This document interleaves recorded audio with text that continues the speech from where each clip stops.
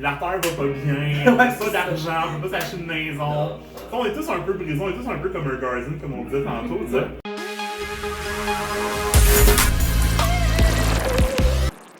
Hey! Bienvenue sur la chaîne les fans. Aujourd'hui on parle de Guardians of the Galaxy Volume 3. Oh yeah. Donc aujourd'hui, encore une fois, on a un invité parce qu'on s'entend que ce film-là était très attendu. On va parler surtout de ce qu'on a aimé et peut-être quelques petits détails qu'on peut à débattre aussi. Moi j'aimerais ça savoir, du côté de notre invité, tu peux te présenter. Ouais. Moi c'est John, je suis un ancien collègue de votre ami Mike ici, donc on a travaillé dans une grande boutique de location de films ensemble. Une institution. Ouais, une institution exactement. Puis les Guardians, est-ce que c'est proche de toi? C'est quoi ta relation avec les Guardians du Galaxy? Vite comme ça. Je pense qu'un peu comme tout le monde, j'ai un peu après les découvrir lors du premier film. Personnellement, je suis un fan quand même casual de comics, donc j'achète des collected, des one-off, tu sais comme moi mon comic préféré c'est Red Sun par exemple, de Superman exact. Nice. Donc tu sais je suis pas des séries religieusement, mais un peu comme tout le monde, tu sais les dessins animés de Kid quand on est dans les années 90, Guardians ça a été nouveau un peu comme tout le monde. Puis je pense qu'il y a un peu comme tout le monde tombé en amour avec ces personnages-là, tu sais.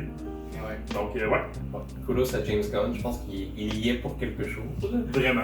Puis ils sont rendus jusqu'à une trilogie. C'est pas tout le monde qui peut dire ça, donc ça leur a pris un petit peu de temps. Tu sais, le dernier est sorti en 2017, mais boum, ils ont fini en force. Il y a eu un snap aussi entre. Il y a eu on va se le dire. Il y a eu un problème dans la timeline. Je pense qu'on peut get right into it. Ça fait pas longtemps qu'il est sorti. On a pu le voir chacun de notre côté et tout. Vite comme ça, toi, mon mec. Ouais. Rocket Raccoon. Moi, mon personnage, c'est Rocket. Rocket Raccoon, c'est mon personnage dans Guardians.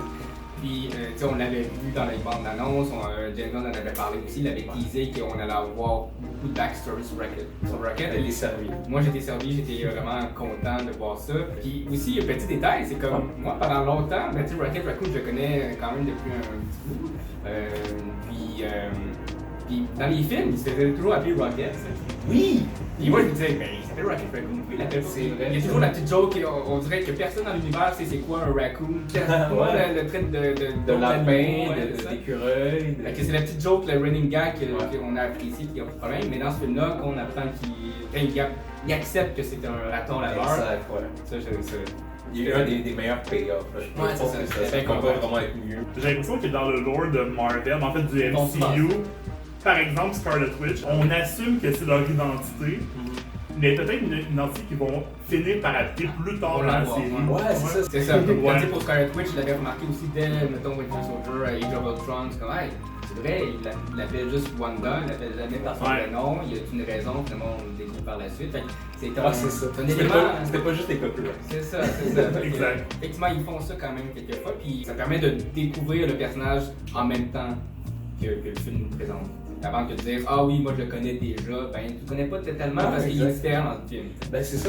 Vous avez raison quand vous dites qu'ils s'en servent un petit peu du fait que l'identité du personnage, on se permet d'être un peu sur la ligne. Là. Exact. James Gunn étant James Gunn, je pense qu'il a pu donner un moment à chacun.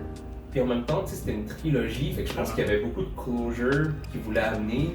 Et selon moi, il a réussi à plusieurs niveaux. C'est vraiment tout le monde a son moment d'action, tout le monde a son moment touchant, d'émotion. Ça, je pense que c'est vraiment une force de James Gunn.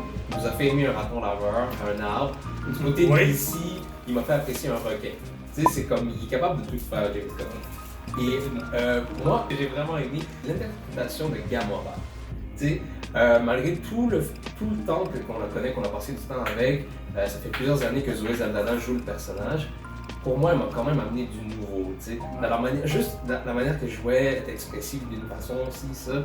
Et pour que vraiment ça aille dans l'histoire avec Peter Quill, pour moi, c'était un petit highlight. Parce que je sens vraiment que c'est la fille de Thanos. C'est un autre personnage finalement. Oui, c'est ça. Puis je pense que ça aurait pu être un peu cheap de tu sais, à la fin elle se convertit, puis ça finit comme si de rien n'était. Mais non, tu sais, ils ont vraiment stick to it. Puis il paraît que James Gunn, c'était pas sa décision de la perdre. De tuer Gamora dans. Fait que pourtant, puis il a quand même réussi à bien écrire dans l'histoire. Il s'est bien retourné, comme on dit. Ouais, c'est un highlight que je donnerais vraiment à Gamora à ce niveau-là. Je peux peut-être rebondir sur ce que tu disais, tu as mentionné le fait qu'il aurait pu clairement donner la fin comme évidente au personnage de Gamora, en la remettant avec Peter Quill, Ouais, qui c'est disregarde tout ce qui est arrivé dans le MCU. Mais James Gunn, là, il a fait quelque chose que tous les réalisateurs Star Wars devaient faire, là. C'est-à-dire faire comme écouter ce qui se passe, read the room, puis ok, là, il y a des affaires qui ont été faites, puis j'étais pas impliqué dans la décision. Puis non, je vais faire ce que je veux. Non, James Gunn a décidé de donner des conclusions cohérentes et logiques à l'ensemble de ses personnages. Ouais. Puis Gamora, la relation en fait avec Star-Lord, puis entre Star-Lord et Gamora, c'est un exemple à quel point de James Gunn est capable de prendre une balle au bon puis de tu sais, la renvoyer dans la bonne C'est direction. ça, tu sais. garder une mort. Oui. J'ai l'exemple de Ben, Star oui. Wars là, qui est en train de toujours quelqu'un. Ben, si elle avait rendu Gamora comme faire son face turn, là, si vous connaissez le terme de lutte, là, la ramener vers Star-Lord, ça aurait juste tout effacé ce qui s'est passé, tu sais. Fait que non, 100%, je suis bien d'accord avec toi. Ouais, non, c'est un très bon point, justement. Puis c'est ça qui était, on le voit dans le film que elle comprend pourquoi une version d'elle aurait pu aimer Peter Quill, mais c'est pas Elle finit elle. par comprendre. Elle finit Justement, par ça- comprendre. elle a son petit Tu sais, arc. là. c'est ça. En fait, cette trilogie au complet, je dirais, a permis de créer un développement de personnage qui était pertinent pour tout le monde. Rocket, je pense que je vais te laisser peut-être en reparler plus tard, mais Rocket, tu sais, on le savait que c'est un personnage qui était brisé fondamentalement. Depuis le un, Depuis l'un, on le voit. Ouais, fondamentalement brisé, absent, distant envers les autres personnages, profondément cynique. On comprend maintenant pourquoi. Ouais. On dit, tu sais, les personnages là, qui sont rough, mais qu'on finit par comprendre pourquoi ils sont rough, je pense que c'est les meilleurs personnages. Je sais que James Gunn a réussi à l'écrire d'une manière presque parfaite. Nebula. Ouais, très bonne, ouais. Nebula, là, C'est vrai. est partie d'une assassine qui suivait aveuglément les ordres de Thanos à un personnage hyper sensible, qui a du sens, qui a une importance. C'est quasiment comme si elle avait pris la place de Gamora dans l'organigramme. C'est vrai. Ah ouais? Il y a des gens qui ont fait ce parallèle-là. Ouais. Ah ben, ça montre à Et quel point même elle a Peter évolué. Quill, tu sais, il menait la regarde. Oui, Joe, oui. comme, hey, t'as des beaux yeux. Dark Ouais. Moi, je trouvais que déjà, à partir de volume 2, on le voyait quand même, Oui. mais oui, tu sais, c'est tous des petits éléments ici et là qui Ouais. fait que ce personnage-là, là, il fait juste aller en Ben, montant. elle fait partie de leur famille. Je pense que Ah oui. famille, ça fait vraiment C'est ça. le Comme core dirait de les Dom Guardians. Toretto et family. Et voilà. D'autres personnages dans la série en fait qui ont un nice closure pour moi. Drax, Mantis, on dirait que c'est des personnages plus secondaires, je dirais, dans Guardians, mais Je les adore, moi je les adore. je les adore aussi. T'sais, ils ont tous des conclusions qu'ils méritent. T'sais. Mantis finit par s'émanciper de tout le monde, de arrêter de faire ce qui est attendu d'elle, de faire ce qu'elle veut vraiment. Tu sais, le fait qu'ils vont sauver des kids, qui dit moi, fondamentalement, je suis un père, je m'occupe de ces enfants-là, j'ai trouvé ça absolument beautiful, pour vrai. Et Nebula aussi qui l'a souligné à la fin, alors qu'elle avait traité de stupide ou Ouais, d'imbécile. ouais. là. Elle fait I might need a dad pour mon nouveau. Mon nouveau Et chacun a vraiment trouvé sa voie à la fin. Là. Ouais, exact. Puis tu sais, on dirait que je suis comme content. Maintenant, de dire c'est beau, vous pouvez vous en aller. tu sais. Genre, ouais, ça prouve à quel point ça a été bien écrit, que ça a été bien fait, justement. Pour moi, je trouve que le mot qui décrit le mieux ce film-là, c'est signification. Très signifiant pour la phase 4. Je pense qu'on va tous avoir quelque chose de C'est pertinent ça, à la dire phase sur- 5, surtout. Là. Ouais, c'est ça. Ouais, absolument. tu sais. mais- Ça vient quasiment redeem, là, Ouais, à la ouais. fin de la Ben, phase c'est ça, effectivement. effectivement. Ouais, c'est vrai. On oublie Ça qu'il va vite, y a une nouvelle phase qui est rentrée. J'ai l'impression qu'il n'y a aucun film qui a réussi à avoir une importance réelle et pertinente après Endgame. Évidemment, il y a eu No Way Home. Je pense que tout le monde a été flabbergasté par ce film-là. Tu sais, je pense que c'est le premier film qui aurait vraiment marqué un tournant de un film du MCU. Ça peut être un film du MCU, mais ça peut être objectivement un bon film aussi. Oui, c'est ça. Puis ça faisait longtemps qu'il l'avait pas fait. Puis il avait besoin de ça pour la suite des choses. Ouais, fait qu'à ce niveau-là, je trouvais que c'était un film qui était très significatif pour le MCU. Puis tu sais, peut-être dans une perspective plus large, c'est sûr qu'on n'est pas allé dans le multiverse per se. Ouais, tu sais, ils vont pas parler de Kang nécessairement, ils vont pas parler. Enfin, tu vois, on en avait parlé, on va tu vas avoir une mention de Kang encore une fois dans Guardian. Moi j'avais dit que même si j'aime bien Kang, je peux pas le voir là. Ouais, Il ouais. pas sa place. Je suis content qu'ils ont stick avec cette idée-là. Ouais, puis tu sais, ils sont pas proches de ce personnage-là apparemment. Donc tu sais, pourquoi on irait nous forcer ça dans le fond de la gorge, tu sais? Tout à fait. Ben correct. Ça aurait été ça, justement, je pense. Ça aurait été forcé. Ben, je pense que c'est justement, encore une fois, ça souligne ce que James Gunn il est capable de faire. Puis, tu le disais un petit peu tantôt, ce réalisateur-là, il y a vraiment un amour pour ces personnages-là, puis ça se sentait vraiment à travers le film. Est-ce que vous avez d'autres points forts vous, de votre côté? Ben moi, Parmi je les plus moi, je vais parler un petit peu du grand méchant, du Big Bad, Ouais. de High Evolutionary, qui, pour vrai, m'a beaucoup surpris, tu sais. Je dois l'avouer là, que je le connaissais pas vraiment, tu sais, je le connaissais de nom. Puis là, on l'a vu, on a vu.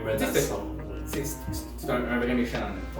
On n'a pas vraiment de compassion. Là. Souvent, c'est ça. Pendant longtemps, on disait que les bons méchants, c'est sûr qu'on pouvait quand même un peu relate, parce que chaque méchant est un peu un héros dans sa vision. Fait que je comprends cette vision-là. Mais des fois, avoir un vrai méchant, un vrai asshole, ça marche aussi. Il ne faut pas l'oublier. Ah ouais, c'est une plaie cet homme-là, officiellement. Là, puis, je trouve que justement, c'est tellement important d'avoir ce personnage-là à ce moment-là, parce qu'on dirait que c'est comme le méchant parfait pour la finale, tu sais. Ce sont des héros qui apprennent à apprécier leurs défauts, leurs imperfections, alors que lui, ce qu'il cherche, c'est la perfection.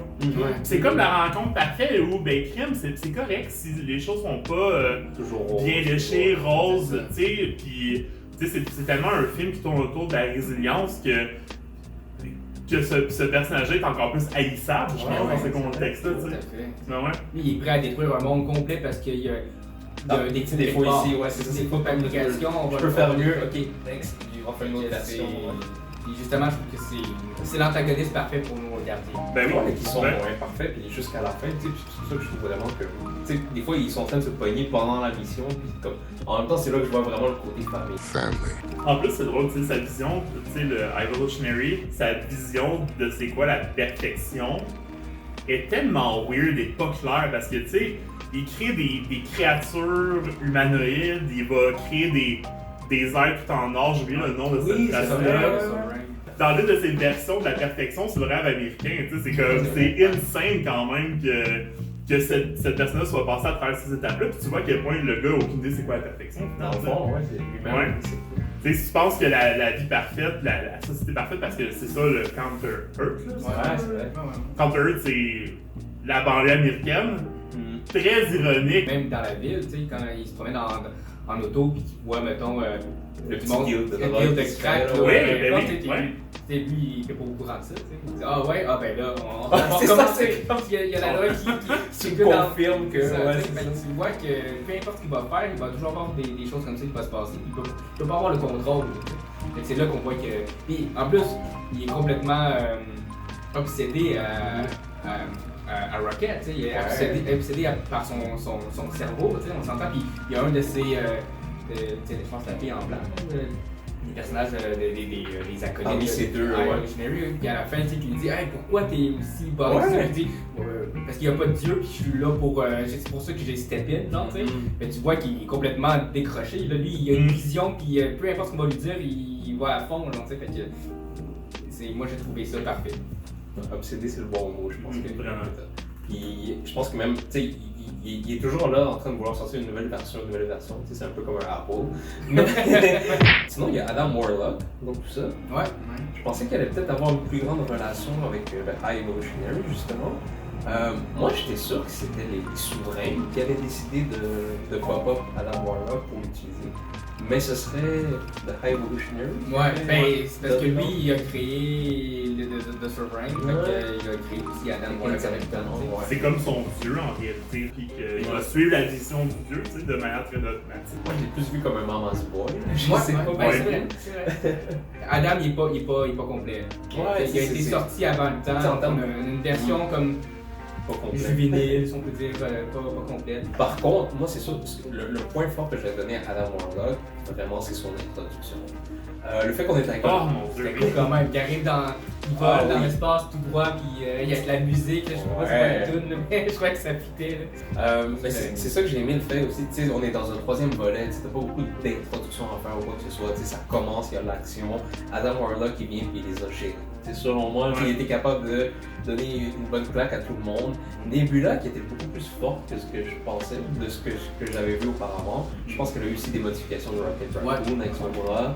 Ces genres de Delta aussi. Ouais, ils sont espèce de réacteurs. Hashtag Iron Man. Mais Adam, en plus de ça, pour rajouter à ton point, je trouve que c'est un des vilains où justement il arrive, t'as l'impression qu'il pourrait vraiment tuer tout le monde. Genre, ouais. Très fort, très fort. Tu sais, dans tous les autres films qu'on a vus récemment, là, tu sais, genre Yellow Jacket, le Taskmaster, il y a personne qui va mourir ici, là. Genre, ouais, c'est ça. Puis là, t'étais comme, ça fait 35 secondes qu'il est là, pis t'as peur que le film va finir là. Ouais, on avait l'impression que quelqu'un allait mourir. Oui, ou dans Evolutionary, comme présenté comme un dieu. Donc, tu sais, j'ai vu une genre de lien religieux là-dedans, là, moi. En plus, il s'appelle Adam, comme pour le premier, Ben oui. premier homme. Tu sais, Ouais. Ouais, des petites allusions, mais même jusqu'à la fin, à un moment où, comme plusieurs personnes, je pense que Peter allait mourir, Ok, ouais. on voit que c'est Adam qui vient le sauver finalement avec la touche du doigt. La belle Le image, petit parallèle, la là, belle ouais. peinture. Exact. Ben, il y en a d'autres parallèles comme ça, là, tu sais. Quand Rocket se fait prendre par le Evolutionary, c'est comme si lui était genre comme la connaissance, parce que c'est lui qui va infuser la connaissance en Rocket, tu sais. Adam, moi je l'ai bien aimé quand même dans le film parce que oui, il est pas pareil comme dans les comics, pour ceux qui connaissent ça ou qui ont entendu parler. C'est sûr que c'est pas le même personnage, comme je disais tantôt, c'est pas Adam Warlock qu'on connaît, mais c'est un Adam qui était intéressant à voir, qui fit avec l'histoire que James Gunn nous a concoctée. Puis il était fort, c'est un powerhouse, j'étais content. Puis on va le revoir plus tard, peut-être, dans la nouvelle équipe des gardiens. Ouais, je l'espère. Oui, on en parle. Ah, ben oui, ben oui, ben oui. On avait besoin de ça. Un On bon devrait- one-shot, une bonne action. On devrait filmer tous les films dans les corridors, man. Oui. C'est comme.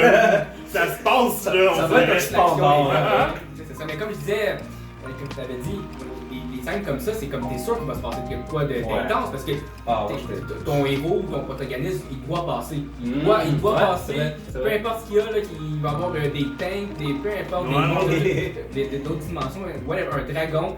Si ton personnage va passer, il va passer. Fait C'est ça. il va t'en mettre plein la vue. Donc, Ouais. fait que c'est la scène qui c'est notre payoff, notre Ah, ouais, récompense. c'était mon bonbon hein, pour C'est moi. ça. C'était bien amené aussi, tu sais, ils font tout le line-up juste avant, il y a un Ouais. feu et tout. La musique, la le musique. slow-mo. Ah, c'est- tout. C'était Gamora que finalement c'est comme bon, je suis avec eux, Ok. let's go, là. Ah, ouais. Chacun son moment. Ah, ouais, ouais. Un petit one-shot et tout. Moi, c'est sûr que les VFX, c'est quelque chose que je m'attends dans Guardians of the Galaxy. Tu sais, à l'époque, on disait c'est un petit peu un Star Wars entre les mains de Marvel. Ouais, c'est- Ils m'ont donné, moi de mon côté, ils m'ont servi à ce à quoi je m'attendais. Côté action, côté VFX. Le Bowie, Ouais, le le logo ouais, vaisseau, là, j'étais comme waouh, Très c'était sick. vraiment nice. Puis à un moment donné, tu vois qu'il se détache en plusieurs vaisseaux. Ouais, Je me dis, ouais, ok, c'est pour ça qu'il est dalté. Là, je comprenais pas trop au début. Mais moi, je trouve qu'il a quand même bien joué avec ça, les costumes et tout, sans trop que je me dise à chaque fois, bon, ils sont devant un green screen. Tu sais. Ouais, comparé, mettons, à Ant-Man 3, que Ouais. ça Oh, tout non, le long du oui, film. oui, oui, oui. On dirait qu'on sait que Oui, c'est ça. Mais là, Hey, on sent beaucoup moins. Ant-Man, t'as l'impression que les acteurs avaient pas de fun d'être Genre, là, là. il regarde dans le vide, il acte Ouais. dans le vide. Mais là, tu sais, il y a des vrais décors, il y a des vraies structures, comme. Pour vrai, ça avait l'air. Il y avait un univers qui était habité, là. Moi, ils m'ont eu avec la blague des couleurs, là. Ah oui, ça, c'était- j'ai tellement trouvé ça excellent. J'étais juste genre, oh my god, ça c'est James Gunn, ça Ah ouais, fait ça du c'est bien. une caché. Ouais. Avec Drax qui dit, ben pourtant c'est. Ouais, c'est ça, c'est Ah, Mantis. hilarant. Ah, jaune, c'est jaune. Ah, ouais, non. Mantis, d'ailleurs, l'actrice est québécoise. Hein. Tu sais, il y en a qui n'ont pas aimé Adam et tout. Vous, de votre côté, est-ce qu'il y a d'autres choses, des points peut-être négatifs ou des choses que vous avez moins aimées par rapport au film? Moi, par rapport au négatif, là, honnêtement, j'en parlais avec Mike là, quand on est sorti ce film, là, pas grand chose à dire à négatif. La seule chose que je dois dire de négatif, là, James, tu me manques, bébé, je m'ennuyais. Viens à la maison. Ouais, viens. Tu sais, sérieusement, on avait besoin de ce directeur-là. Tu sais, on a eu des bons directeurs, mais qui nous ont un peu déçus. Là, Taika Waititi, je pense, Ouais. on a été un peu déçus, je pense. Il a fait quelque chose de bon, puis après ça. Ouais. Les Russo sont partis. Ouais, ça aussi c'est un gros morceau. Là. Ouais, tu sais, on dirait qu'il y a comme plus de gros noms, tu sais. Puis moi, avoir un directeur qui est un auteur, là, pour moi, c'est important, tu sais. Tu peux faire un bon film de Marvel, mais ça veut pas dire que c'est un bon film, point. Ouais, exact. Fait que non, c'est la seule chose négative que j'ai à dire. J'ai envie de switcher vers DC pour voir ce qui va se passer, tu sais. Finalement, on va le regarder Superman Legacy. Ouais, c'est ça. In James Gunn we trust. Ah, ouais. C'est sûr que moi aussi je suis d'accord. C'est un film quasiment parfait. Je vois pas beaucoup de points négatifs. Tout le long du film, moi j'étais c'est comme un sprint là, du début jusqu'à la fin. Ça avançait, puis j'avais pas vraiment de temps mort. Là. Au début, Robocop, je trouvais que c'était un petit peu long comme scène. La première partie du film, j'avais un arrière-goût de Ant-Man avec les effets spéciaux. Ça m'a pris un peu de temps avant de... Ah ouais? Ouais, je sais pas pourquoi. On dirait que ça m'a pris un peu de temps avant d'entrer dans les beaux VFX de Guardians. Mais c'était bon pareil, il y avait il y avait une bonne action, il y avait des petits gags avec les caméos, exact. Il y avait quand même quelque chose d'intéressant aussi. Là. Puis le petit côté, tu vas peut-être en parler après, là, mais moi le côté des animaux, ça m'a touché. Je pense que ça a touché bien du monde. Là. Mais vas-y, toi de ton bord. Écoute, je pense qu'on savait tout en rentrant que l'histoire allait vraiment tourner un peu autour de Rocket. Et donc, ses origines, donc les expérimentations, justement avec le High Evolutionary et tout. Tu sais, je suis humain, là. Tout de suite, c'est sûr que c'est venu me prendre par les feels et tout. C'est ça. Ouais, c'est ça. Quand il se fait emprisonner et tout, puis tu sais, les premiers mots que Rocket il dit, c'est It hurts. Ouais. Mais, tu sais, vraiment, je pense qu'ils ont été capables de bien jouer avec ça. Moi, ça m'a juste surpris qu'ils passent autant de temps avec ça. Mais à chaque fois que je vois des segments, des moments comme ça, je vois un petit peu de Disney derrière tout ça. Disney, dans le sens que... C'est sûr qu'ils savent jouer la bonne touche pour nous faire sentir mal. Ouais. Et le monde, après ça, après avoir vu ce film-là, ils veulent devenir vegan, ils veulent aller chercher les ratons. C'est sûr, ouais. Quand ils arrivent à faire échapper, puis oh, it's good to have friends, bang! C'est comme tout le cinéma, juste ben non. C'est ça. Je pense qu'on a entendu les cœurs brisés, là. Ouais! La salle, là, tu sais. Ils sont allés là, tu sais. Mais toi, t'as pas aimé ça? C'est plus le fait qu'ils ont plus joué là-dessus que ce que je pensais. T'sais, je m'attendais pas nécessairement à voir ça dans un film des Guardians of the Galaxy, mais je pense que c'est plus un fait qu'un reproche, parce qu'au final, ça a joué à l'histoire. Ça a vraiment contribué à l'histoire. C'est efficace. Ça a été efficace. Il y en a qui disent est-ce que c'était cheap d'aller vers ce côté-là et tout. J'ai l'impression qu'il y a beaucoup de films qui utilisent des procédés faciles puis qui n'arrivent pas à amener l'effet escompté. Ouais, mais je comprends par exemple que t'aies pas trouvé que c'est un procédé qui est courageux, tu sais. Ouais, c'est complètement legit, là, tu sais, c'est vrai, le Disney, c'est Disney, là, ça, vraiment. C'est pour ça que je peux pas vraiment trop leur reprocher ça. C'était du shock value, c'était du bon shock value. Quand les gardes arrivent, ils se mettent à tirer. Rocket est safe, les autres sont morts. Mais les autres sont morts. Ça m'a touché. C'est ça. Et moi, je vais être honnête, là. On l'a vu ensemble, mais je l'ai pas très regardé parce que j'avais quand même les yeux mouillés. J'avais les yeux mouillés, là, j'ai pas pleuré, ça a pas coulé, mais j'étais comme ok, il manquait ça, là, il manquait ça, puis ça allait m'emporter. J'ai l'impression que tous ceux qui ont des animaux, ceux qui en ont en ce moment, ou juste la nature en général, les animaux, on aime ça, je veux pas. Tu l'as dit tantôt, on nous a fait aimer un raton laveur, là. On nous a fait aimer justement un belette, je sais pas, en anglais c'est otter, mais je sais pas c'est quoi, une loutre? C'est ça, ok. Laïa, genre. Fait que tu sais, on les a même pas. Je leur donne des noms en plus. On les noms, là, tu sais, ils vont voir la figurine dans pas long. C'est ça. Fait que, tu sais, on vient de les connaître, on s'intéresse déjà à eux en peu de temps, puis tu sais, on sait un peu comment ça va finir. Je pense que pour 99% des spectateurs, ça a été bien délivré la bonne recette. C'est un beau gardien. Donc, ça c'est Disney, je pense. C'est comme, je pense que c'est fini, mais c'est pas encore fini. Fait que ça laisse la porte ouverte à d'autres choses. Rocket Raccoon, qui est officiellement le leader maintenant. Le vrai capitaine. Le vrai capitaine, exact. Alors, on a les nouveaux characters. Groot, qui est finalement une espèce de stage final. Un Monster Groot. Un Gaijin. Gaijin, ouais, voilà. Mais sinon, il y a un peu le style King Groot. Alpha Groot, ça c'est un terme que j'ai entendu. Alpha Groot, ça se peut, mais je sais qu'il y a King Groot qui existe aussi. Mais il est tellement big, là, moi je pense qu'il a de la gueule. Là, fait que pour l'équipe des gardiens, un bon atout. Là, ils ont Adam en plus. Adam qui va juste évoluer, là, qui va s'améliorer aussi. Et la petite. Que tout le monde pointe son nom en ligne. Moi, j'ai oublié son nom. Ouais, ils disent que c'est Phyla-Vell qui est qui est relié avec le premier Captain Marvel. Oh, voilà. Dans les comics de 2008, il s'appelait Quasar. Mais encore là, je sais pas dans le film s'ils l'ont vraiment nommé comme ça. Il y a un bon roster. Ça a l'air aussi équilibré à première vue que le line-up original de Guardians of the Galaxy. Ils ont tous l'air d'avoir des petits rôles comme Adam Warlock a l'air d'être quasiment le comic relief. Le Drax. Moi j'ai l'impression que pourraient peut-être faire un genre de special. T'sais, ils ont fait un holiday special avec les gardiens. Moi, je verrais un genre de special avec cette nouvelle équipe-là. Peut-être pas nécessairement une nouvelle trilogie ou un nouveau film, mais un genre de moyen métrage de genre 40 minutes. Je compte tout de suite que Love, elle apparaîtrait dans Love de Thor.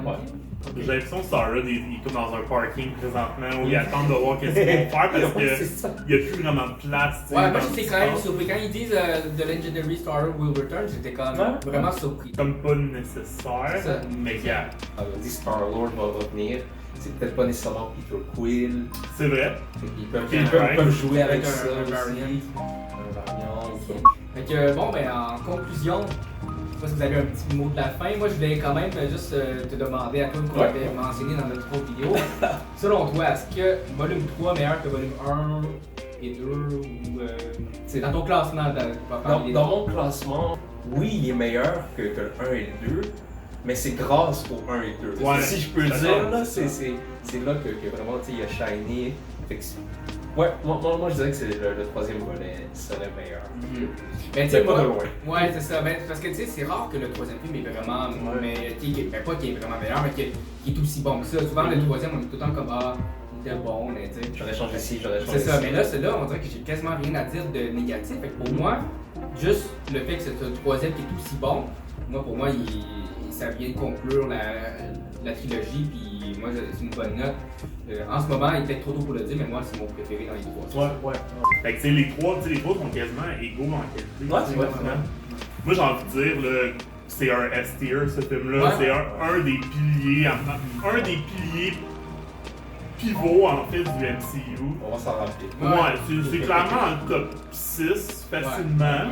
Ouais, c'est top Top 5. 4. Ouais, c'est ça. Top 5, puis pour certains, peut-être même top 3. C'était pas mal notre vidéo. Je pense que tout le monde est d'accord pour dire que c'est un excellent film. Un film qu'on avait besoin. Puis Denzel va nous manquer, mais bon. Reviens, James, c'est mon numéro. We miss you. C'est ça. Mais encore une fois, belle trilogie, enfin une bonne conclusion. Ça fait du bien. Ouais, 100%. Fait que commentez, partagez, dites-nous ce que vous en pensez. That's it. That's it. Merci.